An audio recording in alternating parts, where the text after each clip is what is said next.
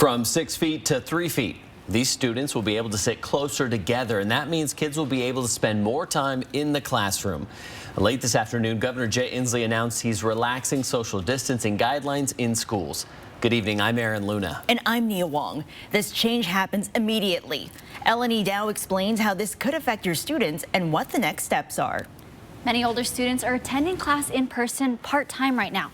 That's largely because schools couldn't fit every student in the classroom due to the 6 feet rule. Today, Governor Inslee is closing that gap a little more. You see a pattern? Kids learn better being able to see their teacher face to face. Many school districts see that. Home is just too isolating for some. And here's was a tipping point for me when I'm talking with one of our teachers of a 5th grade student.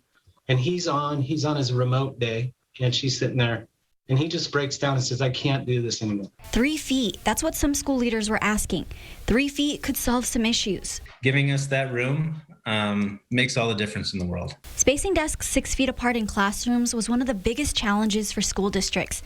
That 72 inches made it so some students had to learn from home. 6 foot physical distancing was really the only thing keeping us from having really our high school students back 4 days a week, if not 5 days a week. After a month of these two superintendents and many more pleading for the change, Governor Inslee finally made it.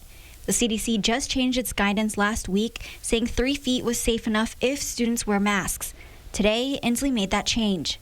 This is a major step forward in our continuing effort to help our students get their feet under them, deal with these mental health challenges, and see the magic that happens between tremendous educators that we have in our state with these students. I was hoping someone was going to say that. With this step forward for schools and closing that gap just a little bit more, they hope they'll be able to return to normalcy a little bit quicker. And all of this does is it creates hope. It would be fantastic to finish spring with all our kids in school, doing their stuff, athletics, concerts, etc.